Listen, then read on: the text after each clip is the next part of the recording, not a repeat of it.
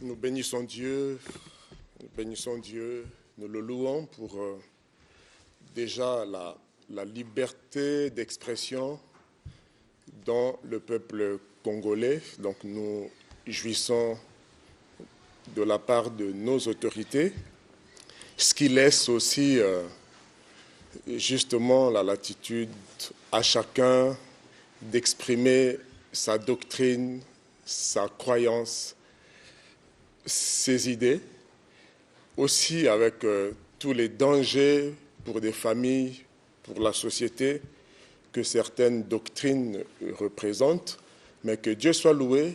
Au nom de la même liberté, nous nous retrouvons encore là face à vous pour dire ce qui est vérité et proposer la vraie voie divine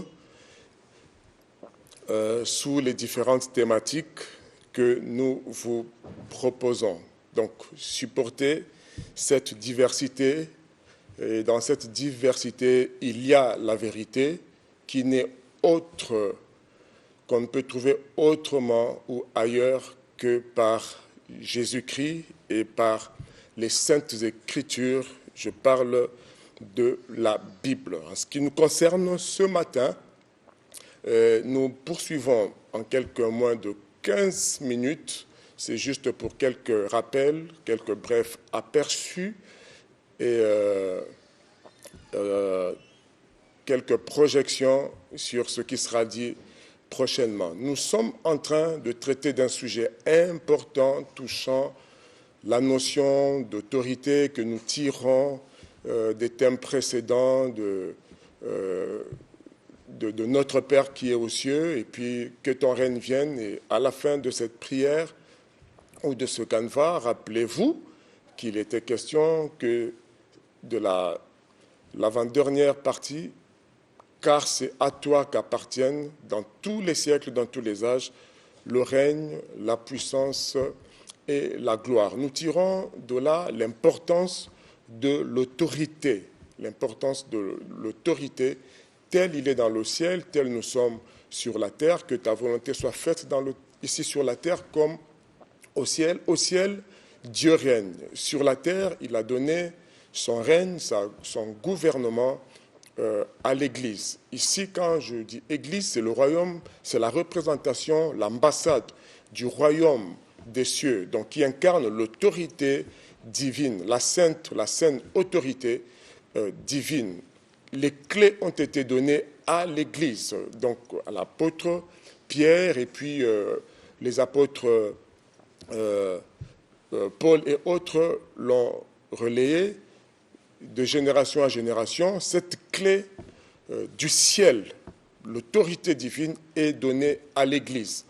Et Dieu, dans sa façon de travailler, il a des symboles, il parle des clés, autorité, royaume, etc.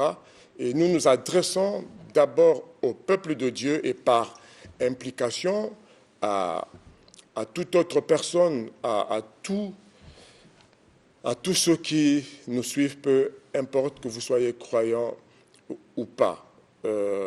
C'est Dieu qui parle au travers ses serviteurs. Autorité pour l'Église, pour les hommes de Dieu, pour le peuple de Dieu, pour les disciples de Christ, est une chose qui est de fois ignorée, sous-exploitée, alors que Christ nous a donné, avant de monter au ciel, dit « Tout pouvoir m'a été donné dans le ciel et sur la terre. » Donc tenez. Et très peu de gens, très peu de chrétiens jouissent de cette autorité. Et voilà pourquoi nous prenons un peu de temps à expliquer le principe, la notion, les facteurs, les acteurs de l'autorité, les vecteurs. Comment transmettre cette autorité? Comment Jésus, ayant cette autorité dans le ciel, sur la terre, par quel vecteur, par quel moyen il a transmis cette autorité? C'est par son esprit, c'est par sa parole son œuvre sur la croix, la parole qui nous révèle, qui nous enseigne sur les implications de sa mort, sa résurrection, l'épreuve de sa résurrection, et comment il transmet cette autorité. Pourquoi parler de l'autorité? Parce que là où il y a autorité, il y a l'ordre, il y a la sécurité, il y a la paix. Il y a eu, dans Juge 21, verset 25 et ailleurs, on explique qu'en Israël, il y avait une période où il n'y avait aucune autorité, il n'y avait pas de roi, donc pas d'institution, pas de parole.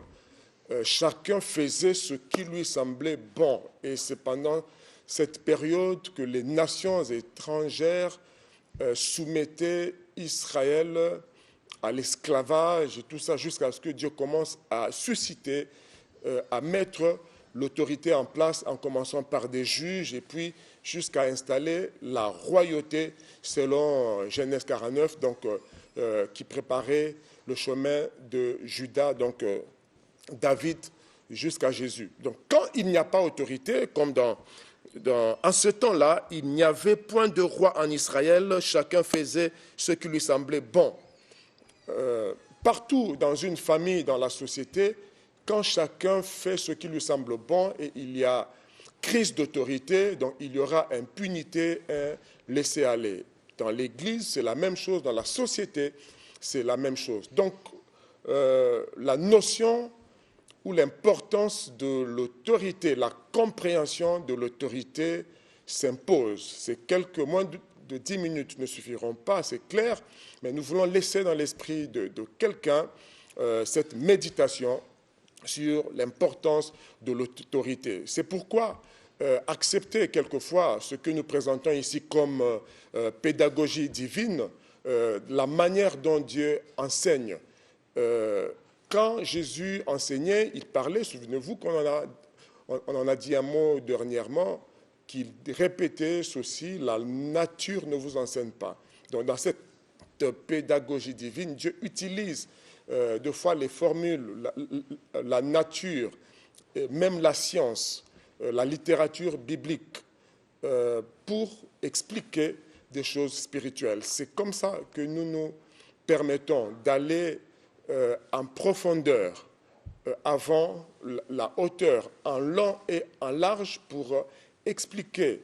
Le peuple périt parce qu'il lui manque la connaissance. Et en matière de connaissance, il y a des choses qui sont jusqu'ici occultées, qui sont du domaine de profondeur. C'est pourquoi nous parlons de l'étymologie de certains mots. Accepter que le pasteur instruise certaines personnes au-delà des versets bibliques. Nous employons le langage des hommes. Il est important de traiter des sujets en profondeur. En matière d'autorité, il y a des racines. C'est pourquoi on a utilisé des verbes étymologiques comme ogere, ogeo. Je reprends cela.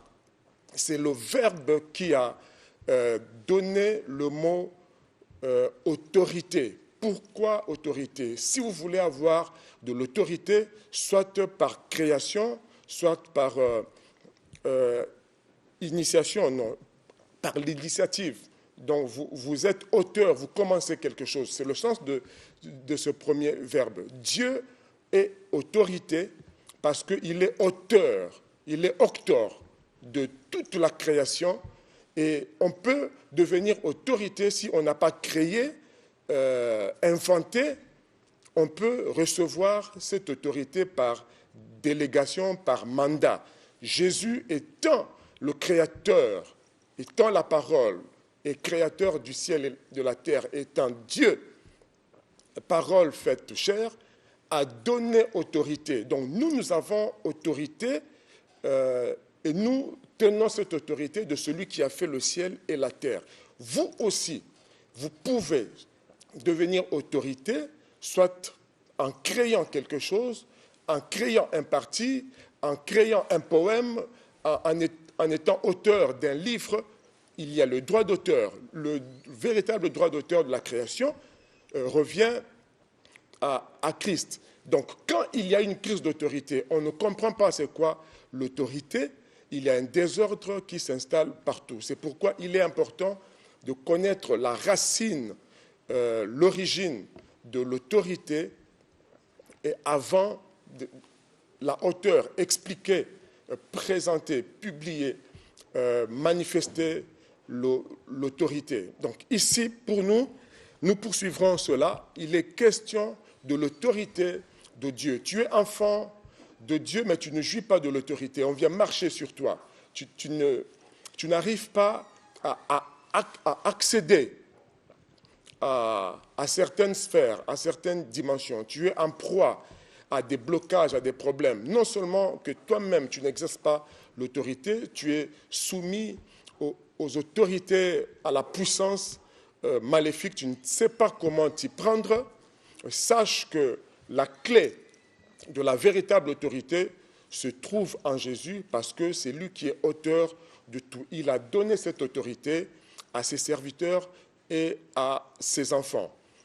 Attention aux différentes sources d'autorité. Vous écouterez sur l'écran avant et après nous, au nom de cette liberté d'expression, les profondeurs de Satan et l'autorité satanique. Faites très attention, il y a autorité et autorité. La véritable source d'autorité, c'est Dieu et Jésus-Christ qui a dit toute autorité, donc tout pouvoir, autorité là dans le sens générique, tout pouvoir, ça veut dire aussi toute autorité m'a été donnée dans le ciel et sur la terre. La Bible, dans Apocalypse 2, verset 24, parle des profondeurs de Satan, que nous venons par les profondeurs de Dieu expliquer la vérité en matière d'autorité. Donc je profite pour mettre quelqu'un en garde. Vous avez besoin de pouvoir, vous avez besoin d'avoir, être et faire autorité. Ne vous fiez pas à toute source d'autorité ou à toute source de spiritualité. Il y a bel et bien, parce que nous savons que toute autorité vient du monde spirituel. En réalité, il y a un mauvais monde spirituel, le monde satanique, la magie, l'occultisme, le fétichisme et toute croyance en dehors des saintes Écritures. Ne tergiversez pas, n'ayez pas peur, ne servez pas Satan.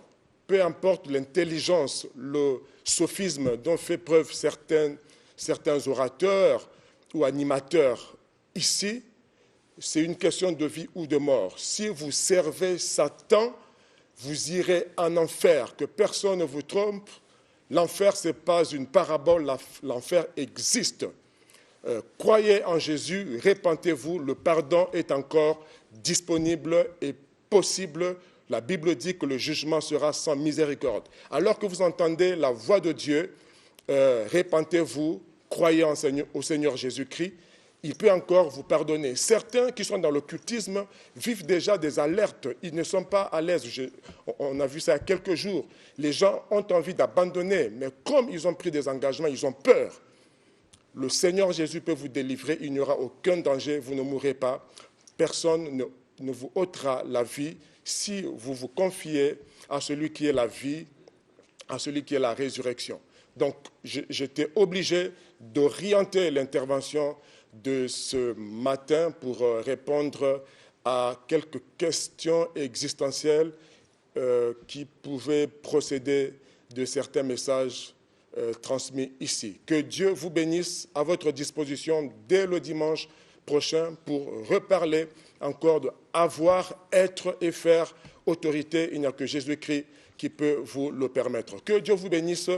Nous répondrons aux rémissions au 06 903 51 14. Que Dieu vous bénisse.